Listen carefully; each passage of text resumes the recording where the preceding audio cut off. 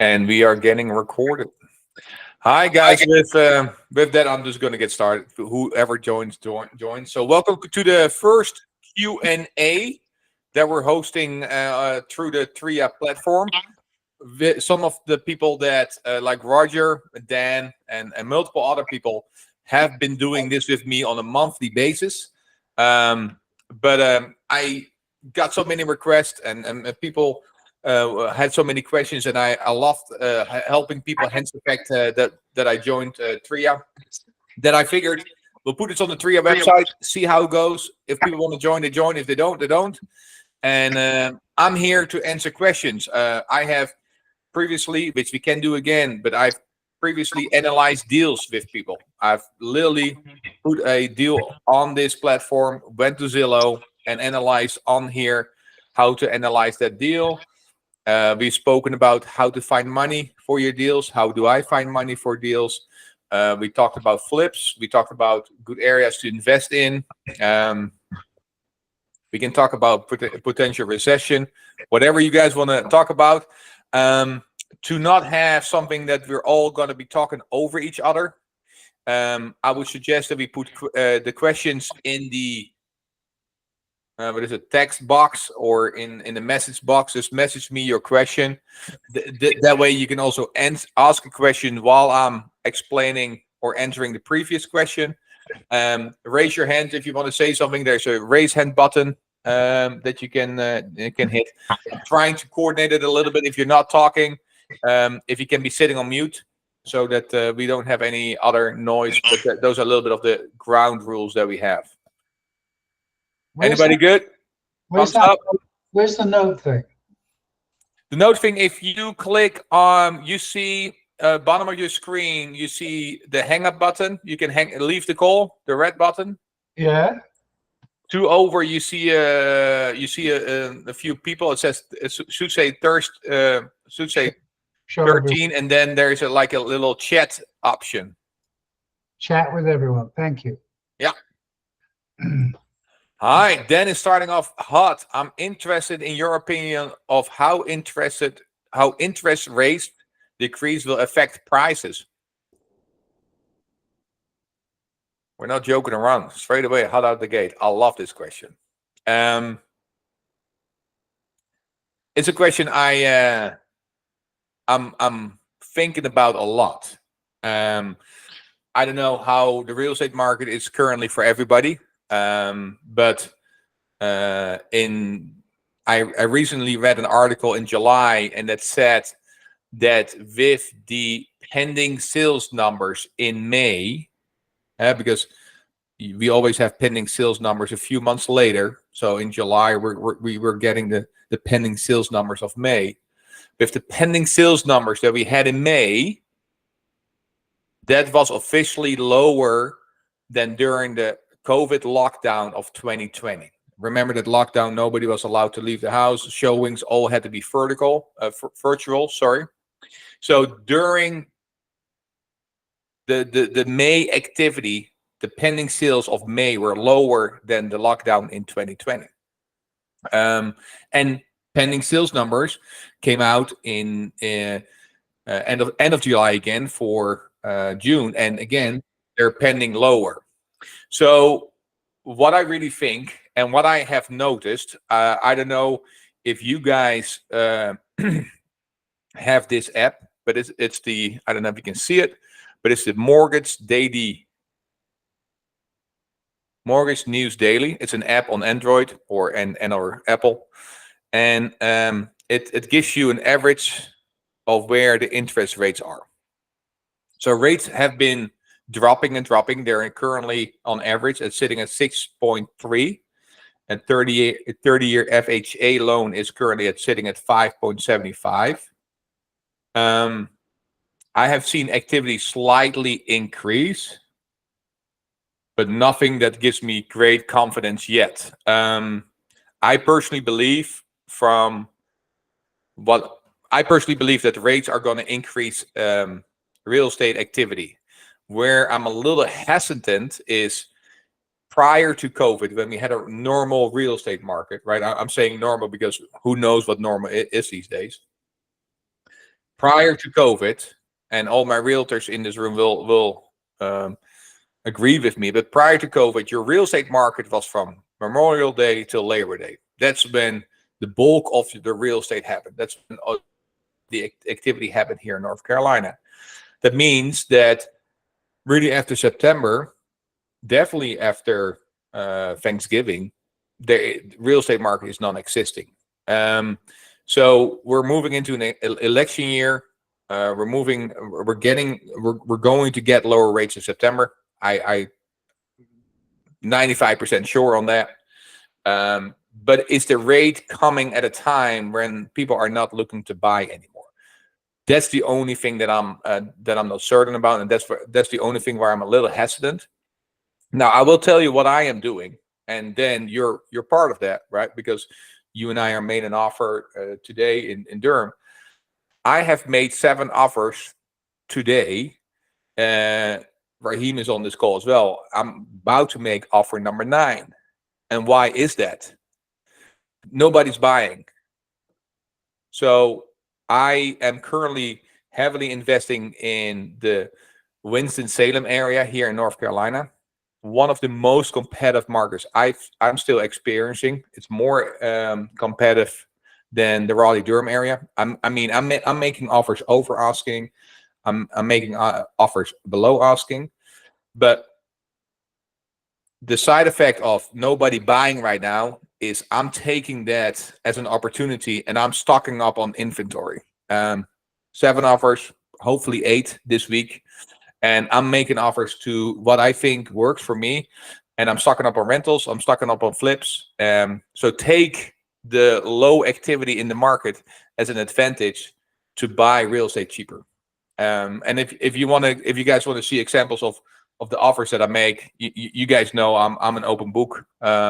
I trust that we're not going to compete to each other or against each other. But if you want to see the offers that I'm making, I'm happy to show that. But then I'm not sure if that answers your question. It's a very long answer. No, that's great, and that's very interesting about the time window and using that to make more aggressive offers in the period where most people are buying. Yeah, I'll. Erik, a real quick question along that thread. When you drive through like Cary and Raleigh and places like that, it is just exploding with houses that are new builds. Yeah, and I've heard that the number of people moving to North Carolina is slowing down. Is there going to be do we see in the near future some type of intersection where the demand and the inventory meet and maybe we have a slowdown of appreciation?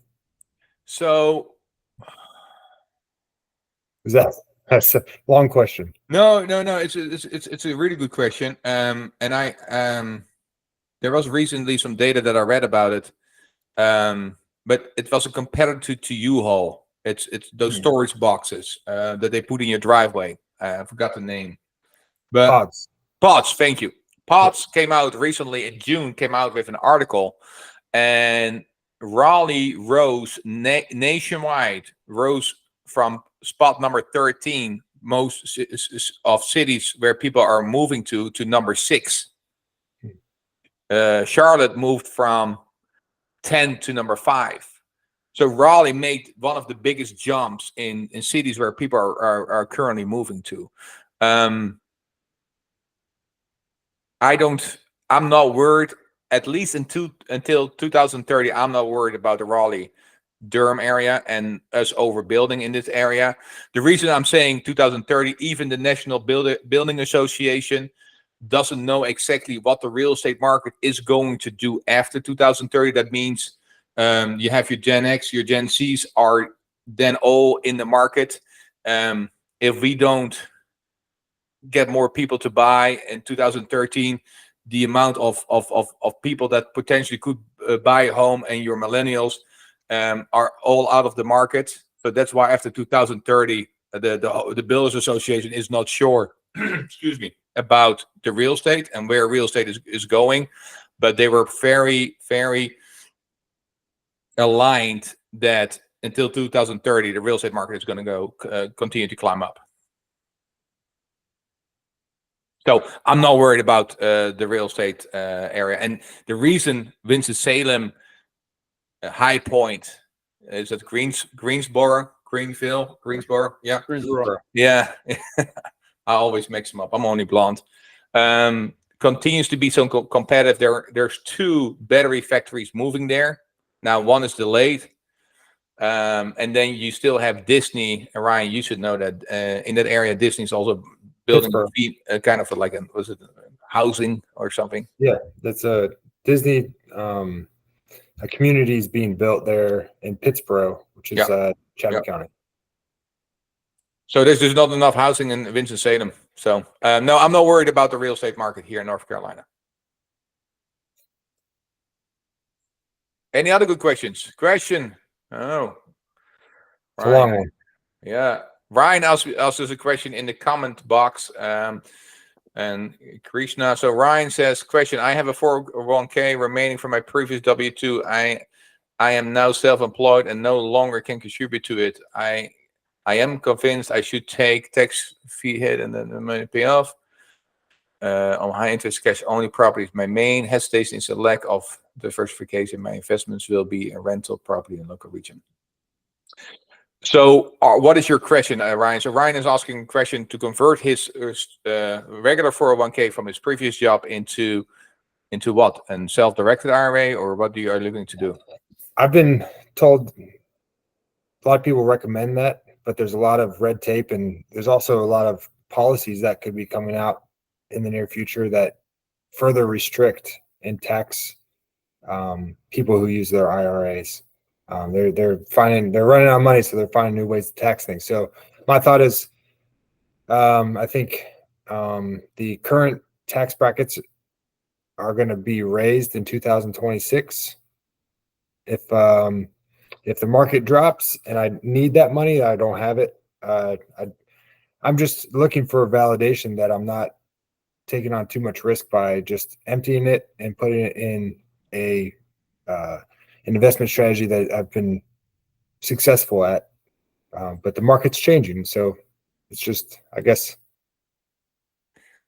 I should envy that, or I should say that I'm no attorney, no tax advisor, and I'm here purely for entertainment, right? Like, this is all on your own risk.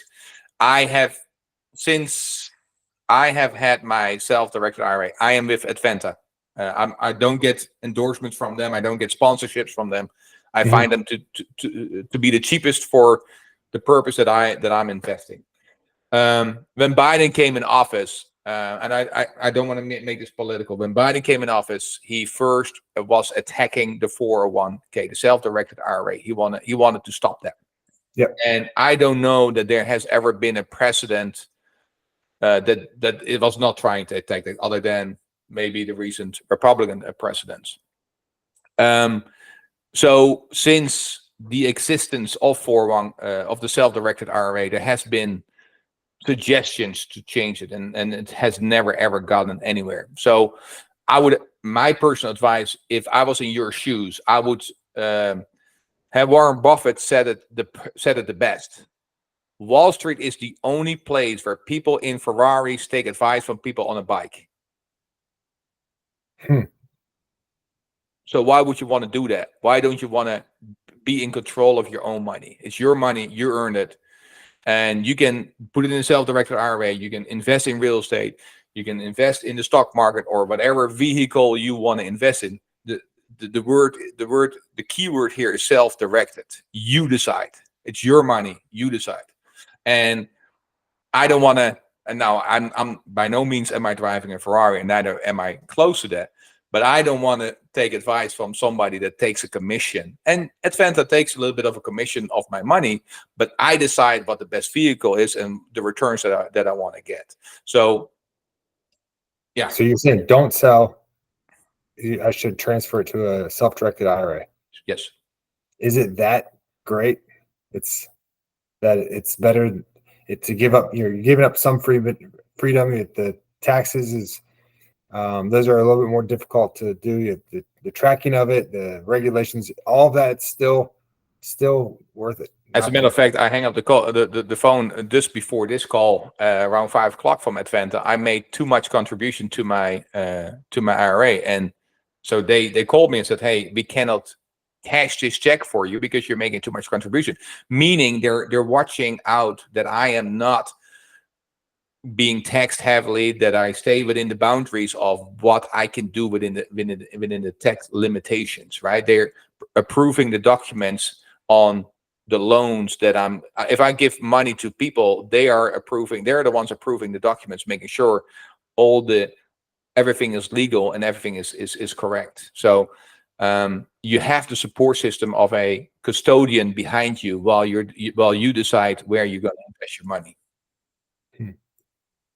All right, maybe we can take it. Yeah, we can take that offline, and I can help you out with that. It's I'm only blonde. I'm not the smartest person in this room. Ryan, you're way smarter. But if I can figure it out, you can as well.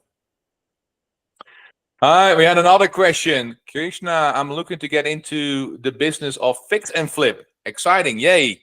Do you have a tax planner you recommend? Also, my partner wants to hold off until October to enter the market. Do you recommend buying then or waiting until the first of the year? Well, those that have been with me long enough, and as I said in the beginning of the call, I would not hold off, right? Like, let me pull this up. I want to show you this. So I made 7 offers today. This is. Can everybody see my screen? This not yes. If you. Yeah. I'm just talking about Winston-Salem being a competitive market, right? I'm waiting on the contract. This is downtown Winston-Salem. This is close to the downtown Winston-Salem. They had it on the market for $150,000 for 6 days. It is rented for $1,300. Let me check my inbox. 60 new emails. There is the contract that I just submitted, and there's another one coming. I just see. But anyway, I offered $130,000 with 2,000 DD, and they accepted it. So, Krishna, I'm hoping I'm saying your name correctly first and foremost. But Krishna, this is the time to buy. It's not the time to buy when rates are low. When rates are low, everybody's buying. If you want no competition in the market, you should be buying. You should be trying to buy now. Here, now this offer is not accepted yet. So I'm going here on the limb, trusting you guys. But here's another one.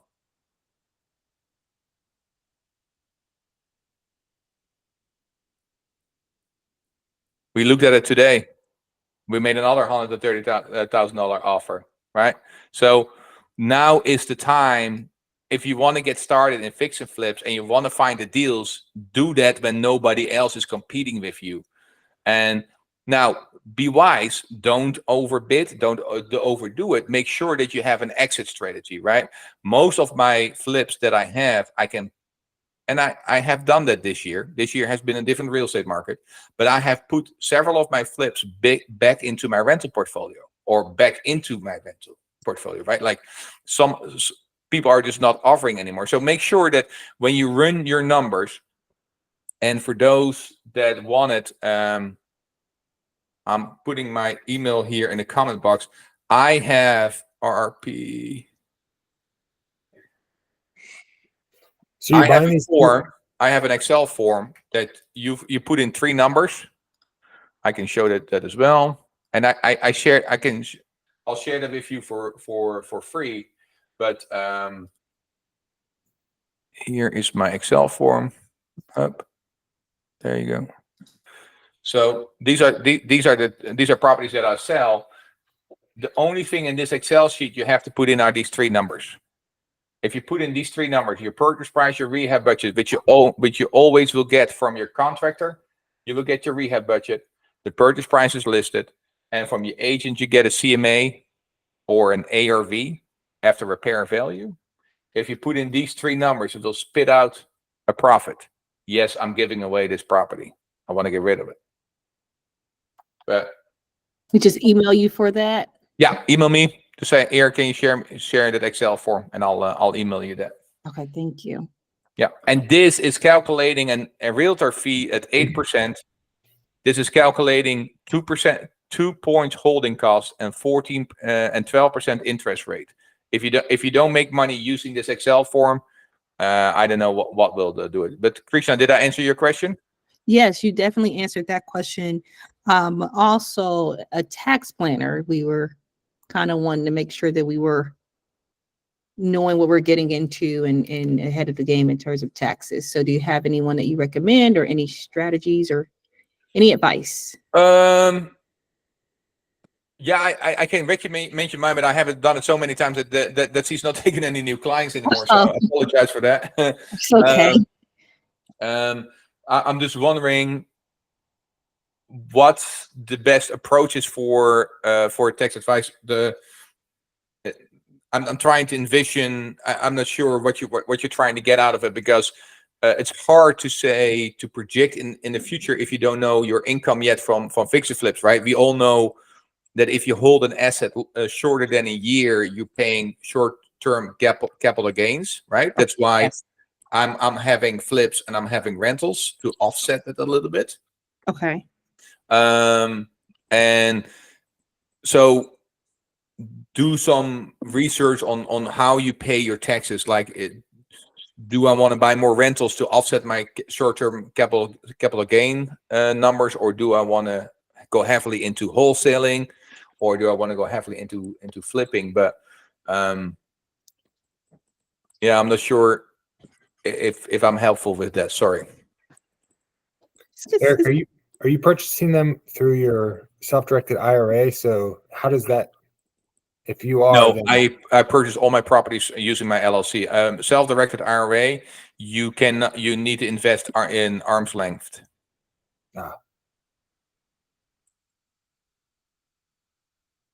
Brendan Stone, are you familiar with these types of area, or are you just looking at comps? Which areas are you talking about, Brendan? Hey, I'm talking about like Winston. Like, are you like intimately? They're the properties that you're just showing. Are you like intimately familiar with those areas, or are you just kind of like scouring the internet for properties that may look good based on comps?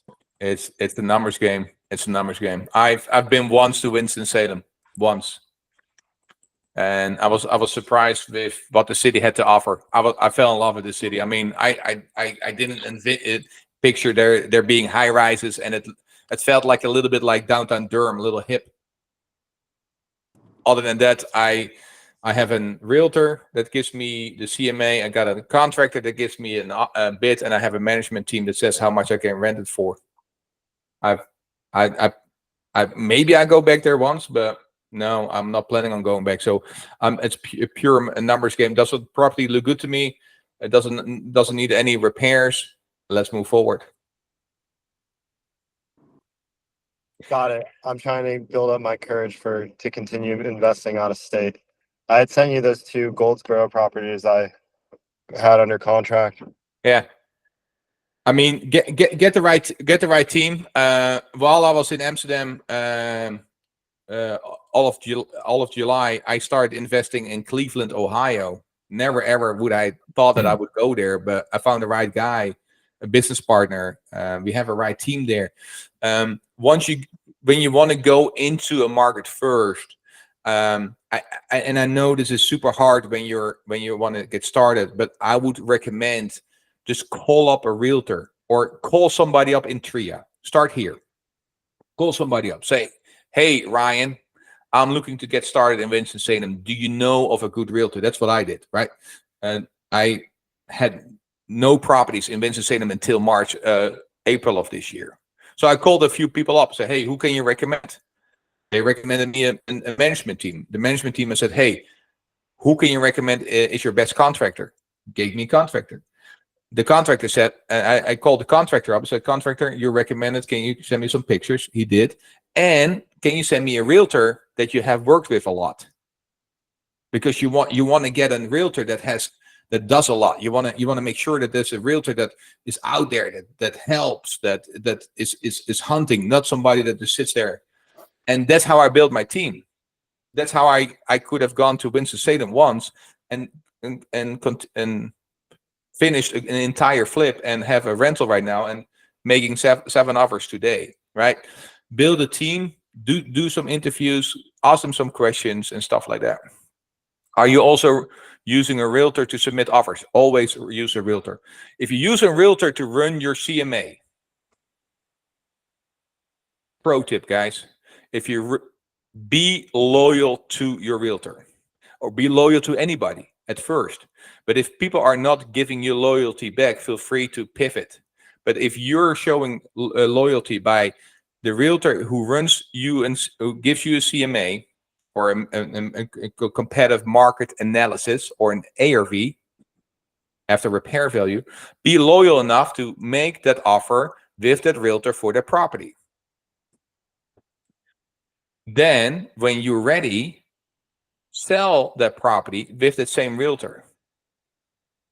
I'm doing this for 8 years with the same realtors in Rocky Mount, in Fayetteville, in Durham, and now I'm planning on doing that at Winston-Salem. It works out really well for me.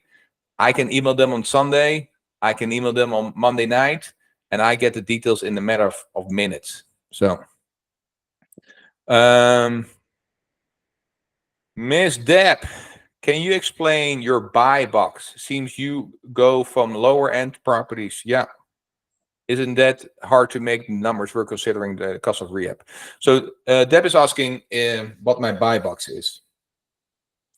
For flips, it is everything that makes me at least 10% profit. Right. So Dan and I made an offer on the property in Durham this week, 500,000 rehab. We're hoping 250. We're putting a low DD so that we can get a contractor in. And we'll sell for close to $1 million. So we made the offer that if we're selling it for close to $1 million and we have 250 in rehab and we're getting it for 500, that our profit is $117,000. So that is my flip. So you're saying 10% ROI is what you're looking for? 10% of the sales price, and not less than $25,000 per flip. Oh, sorry, 10% of the purchase price. Of the sales price. Oh, of the ARV sale price. Mm-hmm, mm-hmm. You want 10% of that to be profit, or you're saying 25,000. And a minimum of 25,000. Yeah, because you open up one wall, that $25,000 is gone in a heartbeat. Yes. So that's for my flip. For my rentals, they need to be cash flow a minimum of $300 per door. And then for my new builds, they just need to make a minimum profit of 75 to 100,000. And those numbers all seem crazy, and sometimes I'm trying to challenge myself. Oh, I can do it for less. Guys, don't do it. Don't do it. Don't do it. Don't get burned on your first deal, because real estate is a fantastic industry. But if you by the end of the day, like Brendan had a great question, how do I run my comms? By the end of the day, it's just a numbers game. It's all a numbers game. Did those answer your questions? Mm-hmm. Deb? Yeah. Okay. Thank you. Raheem, what makes a good rental property and how to evaluate as a good rental property? Same thing as looking at a flip. What is the purchase price? What is the interest rate? And what is the rent? Right? And then when you look at a rental, be cautious that you're paying management fee 10%. You want to have 10% saved for repairs. You want to have 10% saved for taxes, miscellaneous. So you want to make sure that you really take out a lot of the funds and set them aside for repairs, because if you're making $300 a door per month and now you have to replace an HVAC, yeah, you be paying you'll be paying that HVAC off for the next 2 years and to break even on that property again, right? So you want to make sure that you set aside 10% of that income as well. Perfect. I asked this question in a message, but what's your thoughts on Section 8? Oh, I personally love Section 8. Right? Yeah, Like the people don't need to have a job. The government pays for them. And then As- and they pay the first of the month. You have your rental checks. If you could, Now- go ahead. You go first. Yeah, now it becomes an issue when you have they're very. So the reason I like him is it's guaranteed money, right? Like the Section 8 never becomes unemployed, or it only changes when a tenant will have a higher income, but then they will give you a fair amount notice that they will not be paying anymore if the tenant that you have in your house has a higher income all of a sudden. And people see this as a negative, but I see it as a positive. They will not pay if, for example, paint is chipped or you're behind on repairs and stuff like that. Yeah, that can be a negative, and yes, they will not reimburse you for the months that they missed. But when there's turnover in your property, you're not looking to spend $5,000-$6,000 to bring that property up to par, because you kept it up to par throughout the time that the tenant was there. I personally like it. There's also a lot of people that don't like Section 8, but that's the beautiful thing about real estate. There's no one way to do real estate. There's multiple ways to do it, right? So, by the way, Krishna, if you go into the comment section, in the chat section, Debbie gave a good CPA, Steven Fultenberg. Again, this is for entertainment. I don't know him, but I know Deb and I trust Deb. So that will be good. Mark, are you targeting a specific ARV amount for your offers? And do you use the same ARV amount for buy and hold and flips? Mark, can you dive a little bit deeper into your question? What do you mean with that? Well, I typed that question out before you gave your response regarding cash flow. So we can ignore the rental aspect for ARV, because it's mostly $300 cash flow per door. So yeah. But in terms of just for flips, are you targeting a certain ARV? Because I know it's getting harder and harder to find properties at a better deal these days. And so I've always been kind of on the lower end of what Deb was referring to. I've always been investing in very blue collar neighborhoods. My reasoning was always that if there was a turn in the real estate and people were not buying anymore, then the lower segment of the real estate, those people will come down and buy my real estate, right? So I normally am between the 250 to 400. Now, again, you've heard me mention this property that I made an offer on with Dan, which is $1 million. That is an outlier. But the only reason I'm doing that is in a neighborhood where data show that even this year, when interest rates were higher, people were still buying properties in that neighborhood. So and there was a presentation a year ago by a realtor, and he came to TRIA and he explained that when the rates were changing, that there was a delta between what properties would be impacted by the rates, and they predicted back then that the properties between 400 and 900,000 would be heavily impacted by a rate change when interest rates are higher, because those are your white collar people, and now they have to go lower.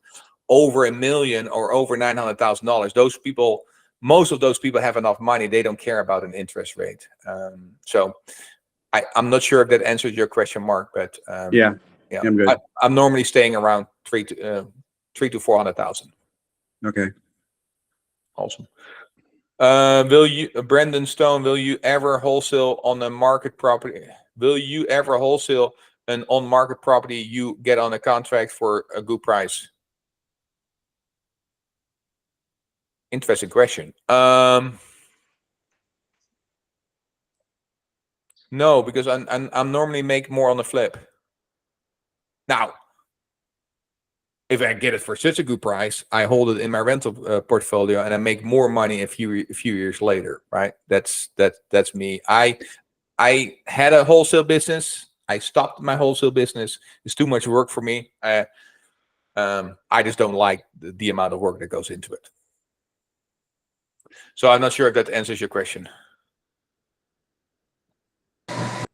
Yeah, that answers it. Sometimes I just see an on-market property where like I feel like I could get it under contract for a good price, and my hands might be full with some flips or rentals I'm renovating, and I'm tempted to like try to wholesale it, but I'm too nervous about logistics, mainly with like trying to get the other realtor to like allow other people to walk it once it's under contract. There are a lot of wholesalers that do that, and especially in the previous months where inventory was so low and it was just so incredibly hard for wholesalers. I mean, I think we all experienced it, right? Like there was just not a lot of new deals coming about.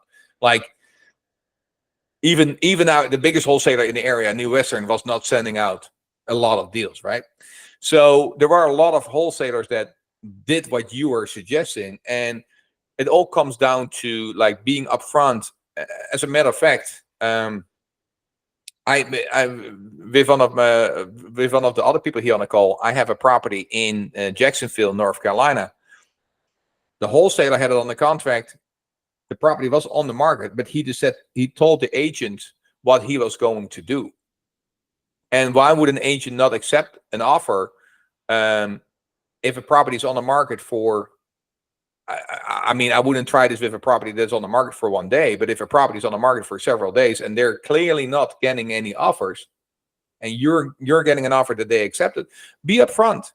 Be upfront. Say, this is what I'm going to do. There's going to be other people walking this, but I'm using my network to get this out, to get this sold. And why wouldn't they not try it for 1 or 2 weeks?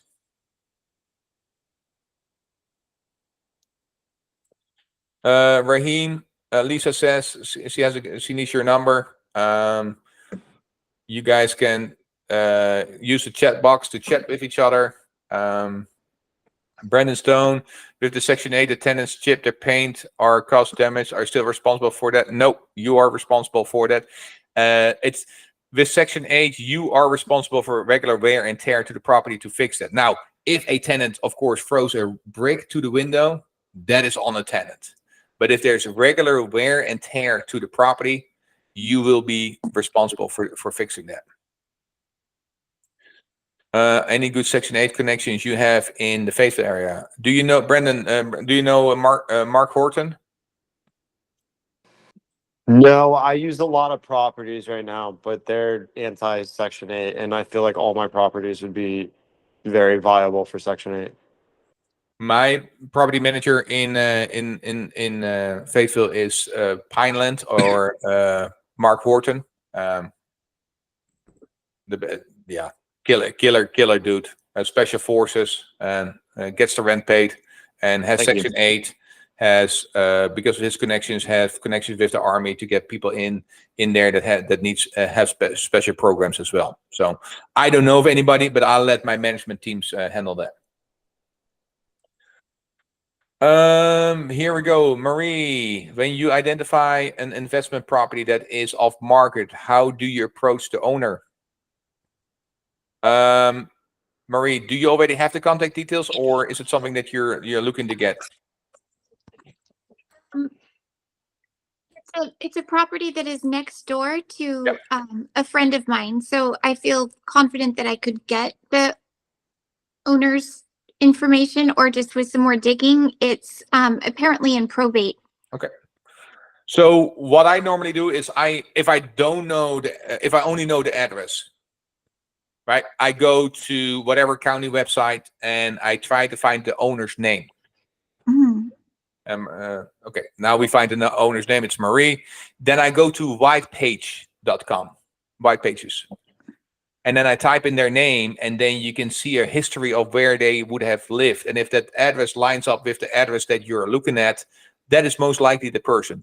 Now you have I think it's a $5. Don't quote me on the price. It's a $5 or $10 subscription, and you get their email. You get all their phone numbers that they most likely have used or are currently using, and you just start dialing until somebody answers that you're looking for.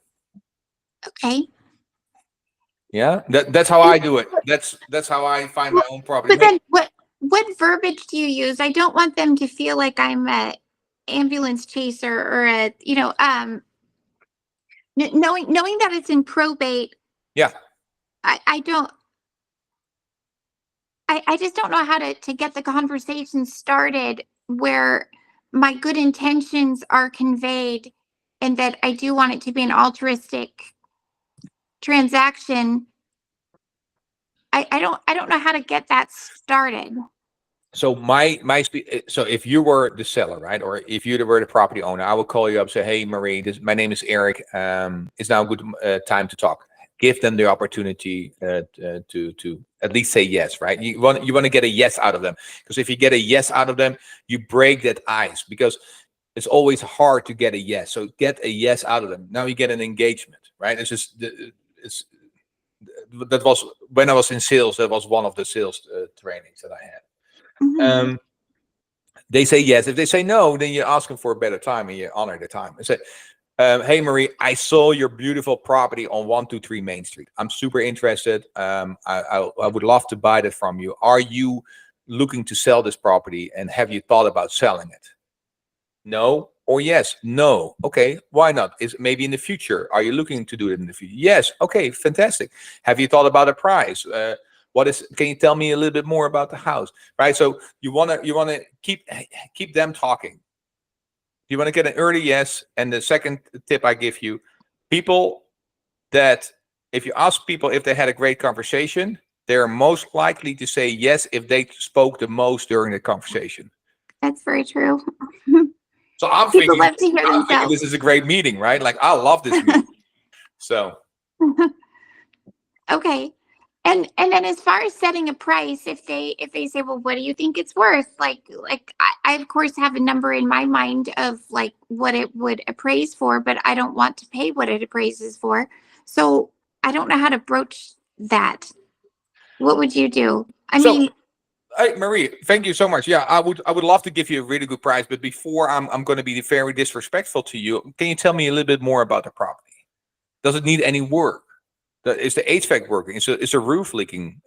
What about the yard, right? Like, and you know a few things already because you have driven around there, and then you can say, listen. So based on these conditions, I have a price in mind, but do you have one as well? You want to see if you can get the answer out of them first. Make sure that they give you price. If not, then you say, hey, listen, and go lower than you initially are thinking about. I'm thinking about, based on what I hear now, I haven't seen the property yet, so I'm just shooting off the hips. I'm around 300, 350. Okay. Yeah. Thank you. Hope it helps. And I appreciate you always asking me good questions also on Facebook. Mark, again, when buying your rentals, are you using hard money? 100%, Mark. Yes. Do you have a refi lender for 6? Yeah. I have that as well. Lima 1, Mark. And if you email me, I can hook you, can give you the connections. Lima 1, CV3, Dominion Financial, RNC, and CLS Capital. All right, thank you. Did I give you enough? Yeah. And if I need to make an introduction to the agents that I'm using, and then I use, I don't know where you're looking to invest, but I use Providence Bank, People's Bank, FNB. Is it still FNB? Yeah, FNB, Truist. So I can make introductions if needed. Emmanuel, what should be included in an offer to a wholesaler? Price. Emmanuel, were you looking for something else? Yes, actually, yeah. Thanks for taking my message. Yeah, of course. Thanks for joining. I made an offer last week on a property in where was this? In Burlington. Yeah. And I've got some rental properties, some, short-term rentals. Yeah. And so I'm getting into the fix and flip market. And so I wasn't quite sure what to put in the offer. So of course, obviously I had the price, but then do you require that the property have a clear title? Do you put all of that in that initial offer, or do you just say this is what I want? Oh, No. okay. And if it's a good wholesaler, they already, or are you acting as the wholesaler, or you're making an offer to the wholesaler? I'm making an offer to a wholesaler. Oh, okay. So if it's a good wholesaler, they should already know. So what I would see. do is, if you have their phone number, give them a call, right? Okay. Because a good wholesaler knows. A good wholesaler should always give you your money back if they're unable to get clear title. Okay. So what you want to do up front is you want to ask them the question. Hey, Emmanuel, I'm looking to buy 123 Main Street from you. This is the first time we're going to be working together. So I had a few questions. You got a second? You're going to say yes? I said, hey, what is your DD? Every wholesaler has a standard DD. Okay, so it's $5,000. Okay, thank you. Just I wouldn't negotiate in the beginning. Just let them talk.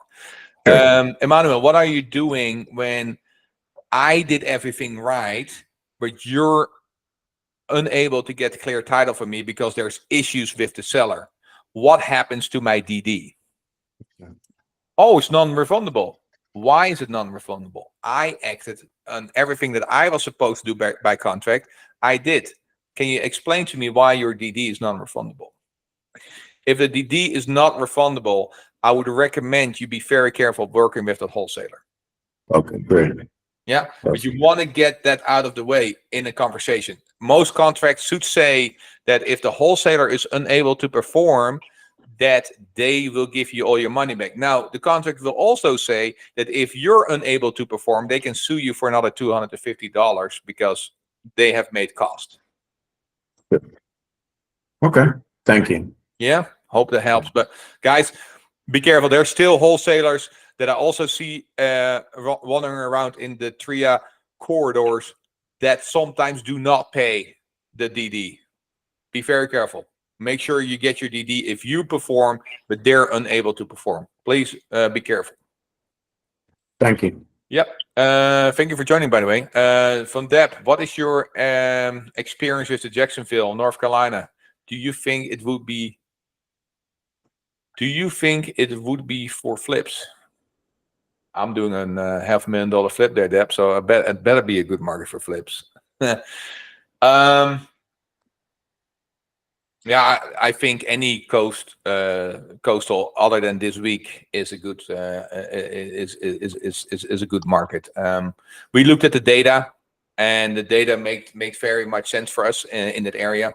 Jacksonville is still very, very booming, right? Like you have that whole Wilmington, Beaufort. I don't know if you guys I don't know if it was news, but Lennar, the big national home builder, has basically said to all their senior reps that they need to buy every piece of land east of 95, and so towards the beach.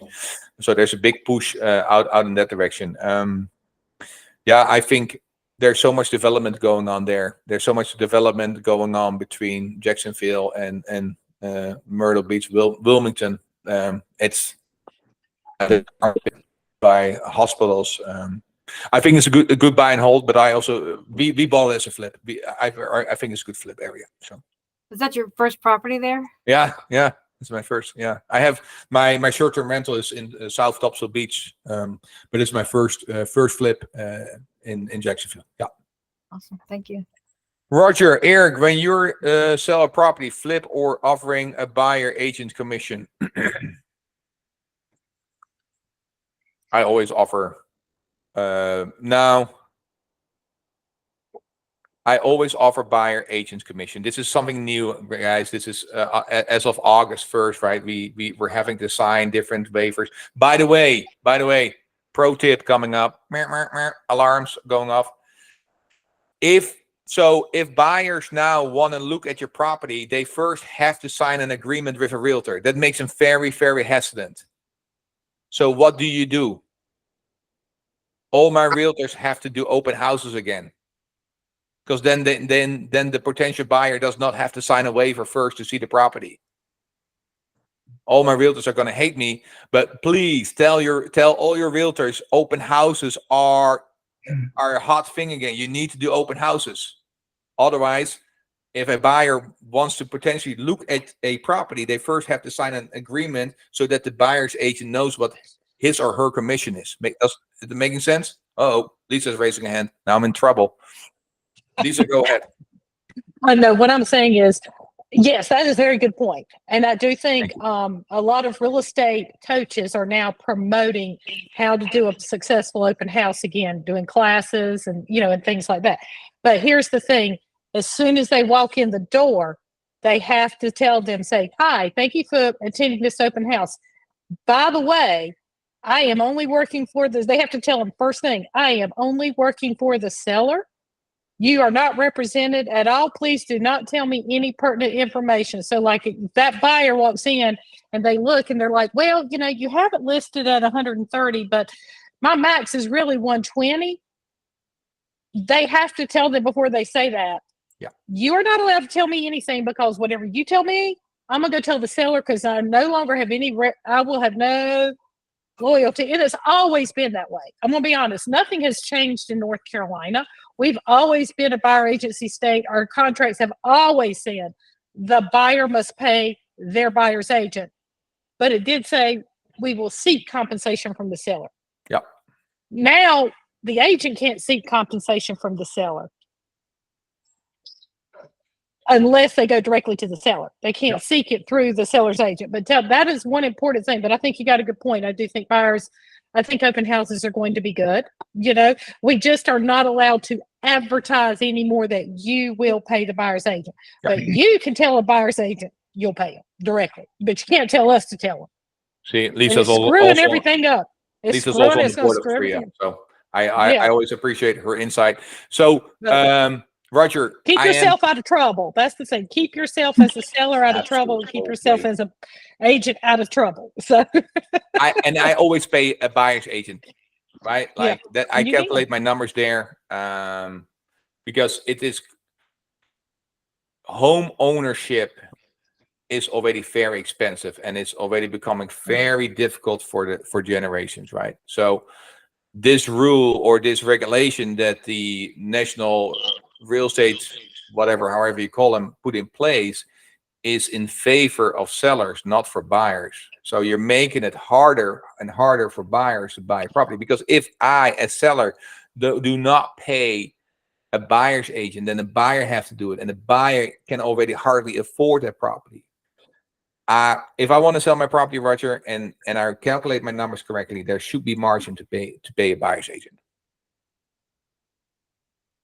Did I answer your question? Yeah, it does. The thing is that after the 17th, there's going to be no commission information on any listing at all. So how is that? There's actually not any on there now. Triangle MLS took theirs off today. Regional took theirs off August 1st. So in most MLSs, it's gone. You can't, because I just by habit went and looked at a house, and I'm like, okay, what's the payout? And I'm like, oh crap, I can't do that no more. So I don't know, Roger. We're gonna live it. I can tell you that I found out that in Winston-Salem, properties are listed. I'm going to show you again.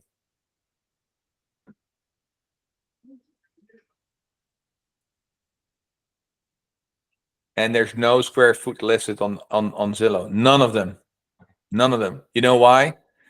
The triad allows you to give a range from 1,500 to 1,700. I'm like, what in the heck? How do I run my numbers? So the only reason I'm saying this is like, we will figure out, and I don't know the answer yet. The only thing that I know is pay your buyer's agent and make your realtors do open houses. Make them do it. They don't want to do it, have a new student do an open house. If they don't want to do it still, you need a new realtor. How to create a lending trust is asked by PK. I don't know. My attorney does that. I work with an attorney, so all my deals are funded by a lending trust. Because if I have on this call 10 people and we're looking to buy a house for $100,000, everybody can participate and everybody's in the first position. Marie, Deb gave you her number. She can help you out. It's in the chat section. She gave you the number for her to call. That's a good connection, by the way. Both of you, good connections. Thank you. Yeah, Brandon, I really like Renovo for refinances as well. Oh, Mark, Brandon gave you another lender, Renovo. So Brandon can make the introduction there if you want to. Roger, can you just mention hard money lenders, please, again, a little bit slower? Oh, hard money lenders. What do you would like to know about hard money lenders, Roger? What would I like to know? No, I'm just interested in who you're using for your rentals. Yeah. The previous question, you just ran through half a dozen. Oh, sorry. Yeah. If I get too excited, I talk too fast. All my flips are purchased by hard money. If there is enough buffer, I buy a flip. I'm refinancing a flip right now that I bought with 12% money. 12% is what you pay for a flip, right? Flip money. Right. And I calculated that if I held that money for half a year, what the interest was going to be, and then I looked at the ARV and looked at the 70 banks will come in at around 75% right now. If your income to debt ratio is high enough, meaning if the rent is high enough, they will come in at 75% of the property value. So I buy rental properties either with 12% money, 12 or 14% money, and then refinance in half a year. The reason, guys, you do a half a year is if you do not spend, and it's per lender, it's different, but the average is about the same. If you don't spend $10,000 on a property, then they cannot do a new appraisal. Then they have to go off the purchase amount and do 75% of that. If you spend more than $10,000 and you can show them that you did it, you can straight away refinance after that. But on this particular property that I took 12% on, I did not do any work. I increased the rent because they were just below market rate. I increased the rent. 6 months later, which is now, I'm getting a refinance done and refinance that property. Or I do, I raise 8%. So I pay my lenders 8% annually, interest only. And I give them an equity portion on the back end. 30 or 50% of the profit then goes to them. So that's how my lenders make an average return over 22%. Annually. Now, those strategies don't always work for everybody. I'm getting a lot of comments that it doesn't work, and that's fine. Again, everybody needs to do their own thing. I started in real estate because I was on food stamps, and I had to figure out a way of buying real estate using none of my own money. Some of you here on the call are either in my position or were in my position or have a lot of deep pockets. Now, if you have deeper pockets, you can buy a rental property using a DSCR lender and come up with the 25% difference that they don't want to pay. Or if you just want to use other people's money, think about giving them a good return. Now why do I like the 8%? 8%, I can make a lot of cash flow per month, and then I give them the biggest equity position on the back end, which is then funded by a bank if I refinance it, or is profit out of the sale. Marie, when making improvements on the flip, do you establish the ARV by immediate neighborhood or by zip? And how do you account for the fact that your flip is greatly updated, aka newer and more desirable? So hold on, that's the first question, and then I go to the next one. So Marie is asking, how do you basically come up with an ARV, and how do you account for the fact that your flip is greatly updated? Never put a Porsche in a neighborhood that only allows a Volkswagen. You don't want to be the biggest, beautifulest, shiniest house on the block. You want to be average. So I always get a lot of comments that I put butcher block in my property. But I start doing that because none of the houses in the area had granite countertops or any of that. So I was not going to put them in because none of the comps that I had ran showed granite countertop. So Maria, what I would do is I would look at your comps and look at fix up properties in that area and what did they sell for, and try to do better, but not more expensive work than that, if that makes sense.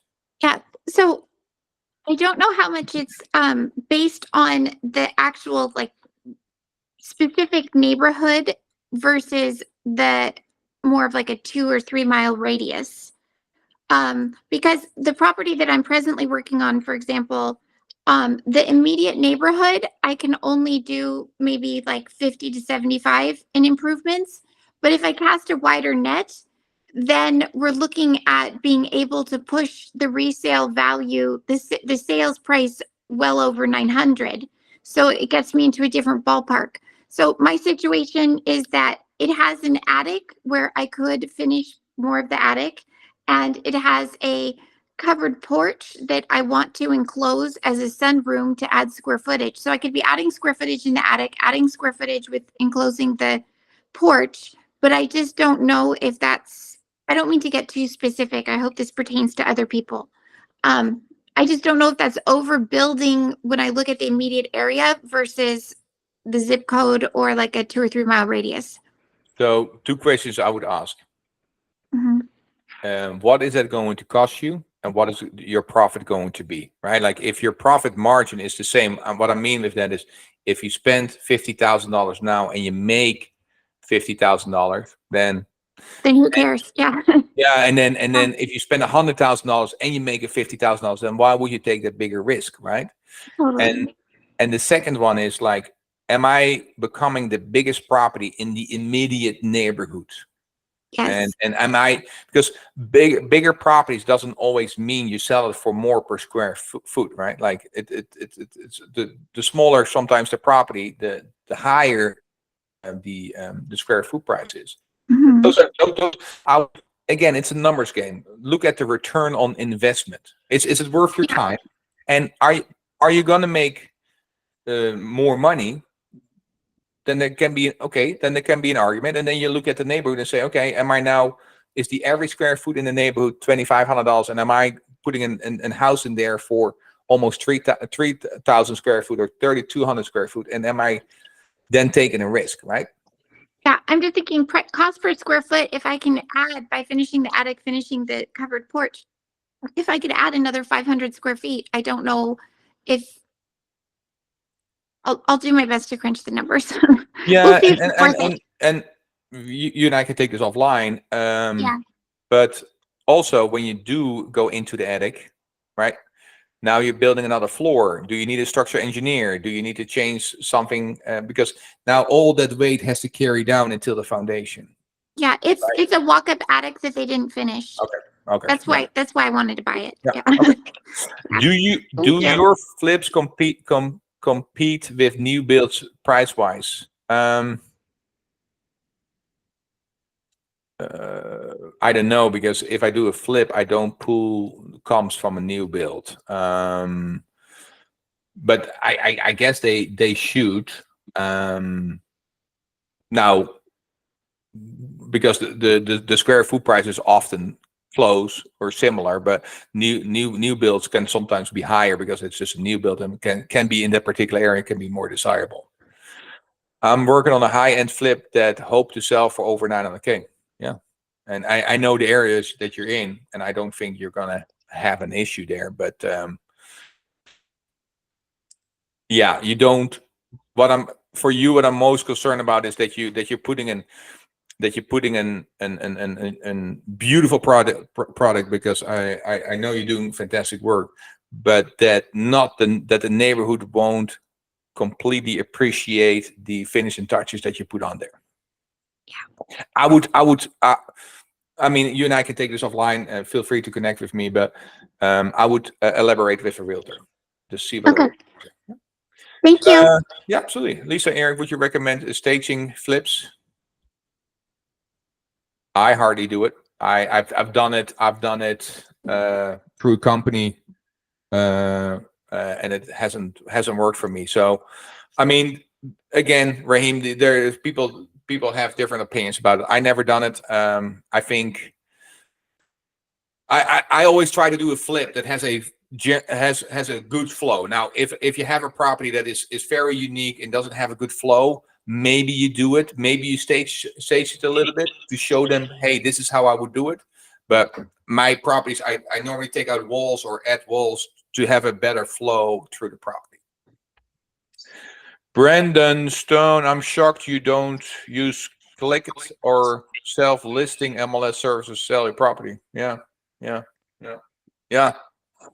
Brendan, there is many ways I can save money. I had this discussion with somebody else today, and the particular person it's a good friend of mine, and she says, I cannot imagine you don't hire a virtual assistant yet. I had one and I fired her because I just don't have enough to do. What I mean with that is most of my business runs so automatically that this week I'm catching up. But the month that I was in July, I bought houses and I sold houses, but yet I could be in July spending time with my parents, right?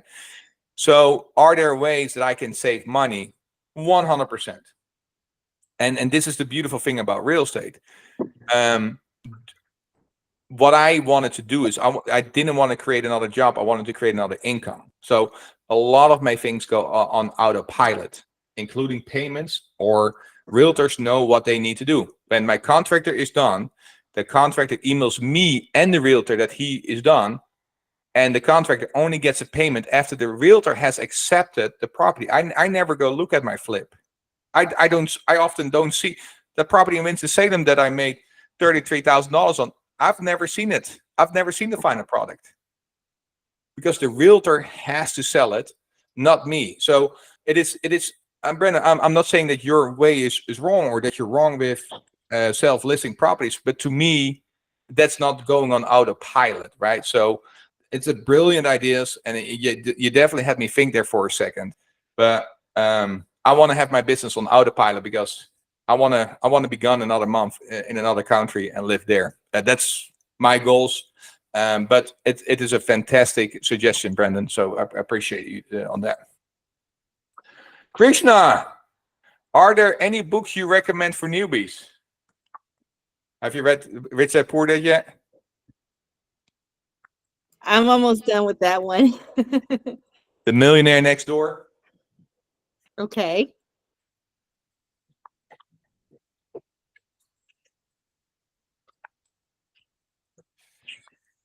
I got a few out here off my bookshelf. Do you guys know Ryan Panada? You might see him on the social medias. Flip Your Future. If you want to go into flipping business. Yes. Millionaire Next Door. I think we have that one. I'll bring that out. Make an Offer. Who's that by? Jay Helms. Okay. And the other one that I liked is by David Green. He is also a bigger pocket guy. Sold. David Green. No. Thank you. I mean, there's some text wealth books, but these are some of them. Thank you. Yeah, absolutely. I was going to make a podcast or a TikTok movie about the apps that I use the most. So I'm not sure if that is if that is something people want to know, but apps, yeah, apps on the thing. Lisa, virtual staging. Oh, sorry. Go ahead, Krishna. Did you say you had a Facebook group? If you look up my name, you find it on TikTok, Facebook, and Instagram. Perfect. Yeah, awesome. Ryan says, I agree. I think that too. Ryan, to what did you agree to? You should say that louder.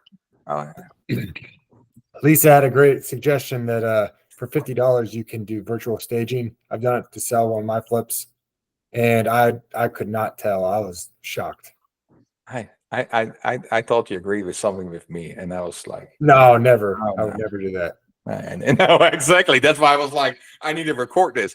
Roger, Erik, can you recommend a bookkeeper? My booker won't. Oh, bookkeeper or CPA, Roger? Bookkeeper.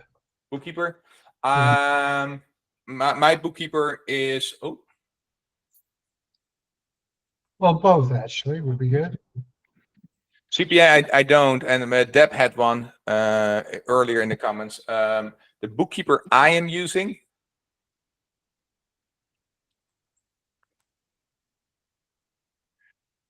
Am I in the right email? I am in the right email. Why is she not coming up? I must be lying because I can't find her. Oh, her name is not Lisa. Her name is Lindsay. Bookkeeping KHL.com. Here, I'll.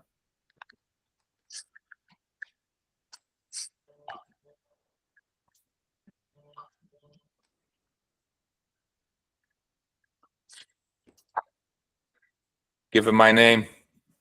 So those it's in the comment section. I put a link. So the bookkeepers do my bookkeeping on a monthly basis, and then the CPA verifies all that information by the end of the year. So that's how I do that. Visual Stage, Roger, Erik, can you the one thing? Oh, the one thing. That's a good book. The one thing. Ryan, look at you. Give me some great stuff here.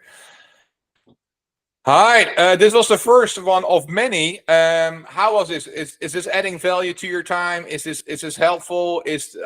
Oh, there you go. The thumbs up are coming. Awesome. Hey, man, this is an ego boost. I love it. Yeah.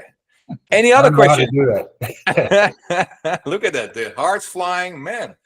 Woo, I needed this on a Monday. Are there any questions you guys haven't asked yet? Oh, I just got another question from Marie. And guys, don't feel like you have to stay, jump in and out if you want to. Mark gave you positive feedback. Thank you, Mark. Thank you so much. Appreciate that. Marie, why such a high volume of lower flips versus a fewer higher flips price points? Buyer are less effective in the company. Yeah, very good question.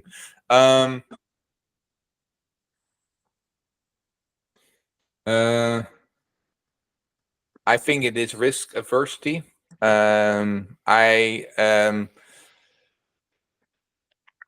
like to talk to you at some point what you're doing and how you're doing it. I never had a stomach for that, so it is purely, which I always tell people to get out of the comfort zone, but it is operating in the comfort zone, Marie. But at some point, maybe Thursday after or during a TRIA meeting, if you're going to be there, I'd like to pick your brain about it. But it's something that I'm now dipping my toes in the water. Yeah.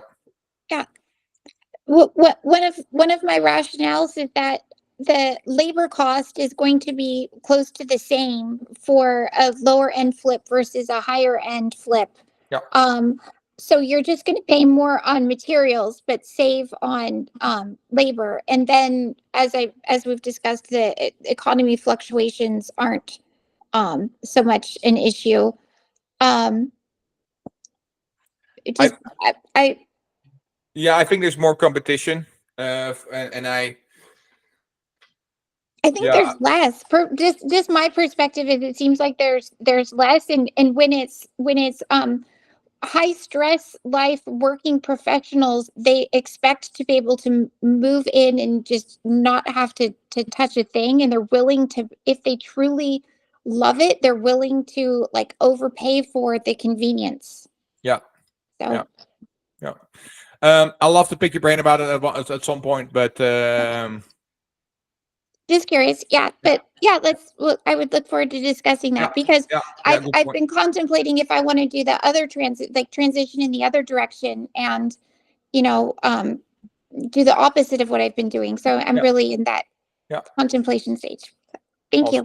Yeah, absolutely. So really good point, right? Like Maria is challenging me on the fact, which I appreciate, is that I do 20 flips a year at $25,000 profit. That is $500,000, right? In flips. She is challenging me on the fact on the fact of saying, Erik, why don't you do 10 flips with $50,000 profit per flip, and you make the same amount of money in less amount of time, which is a really good point.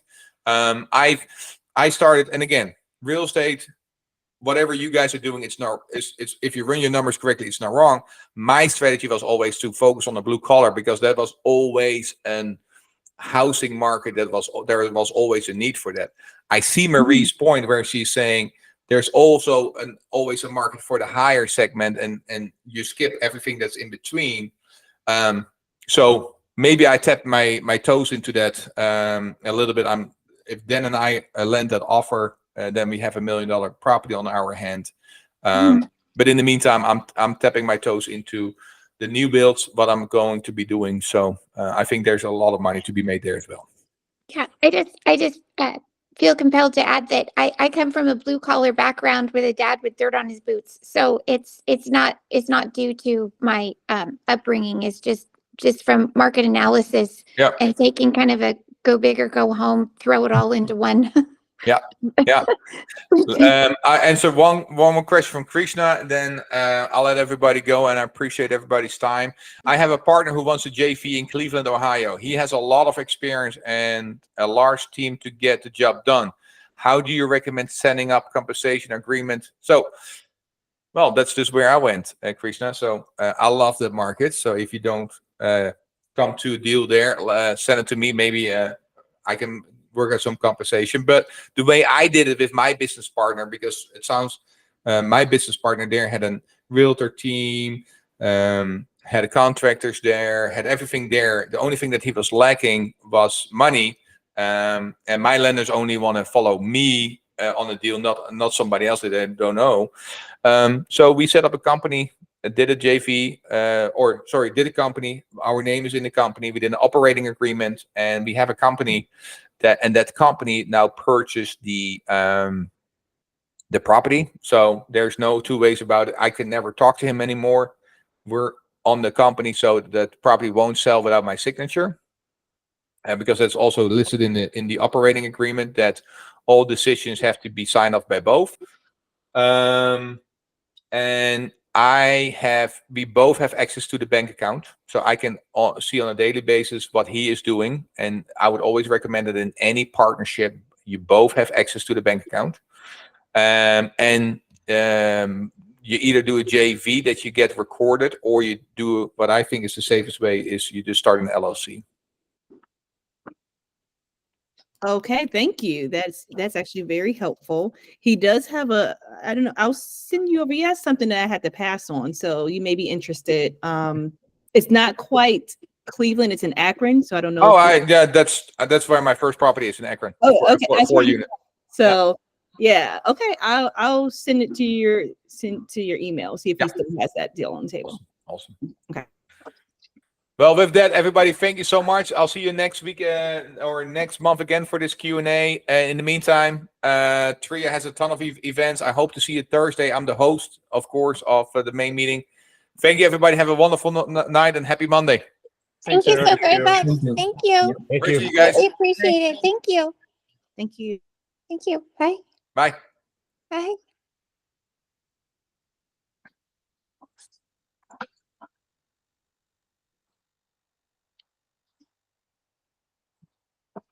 How do I turn this off? How'd it go? Good. I'm trying to turn it off.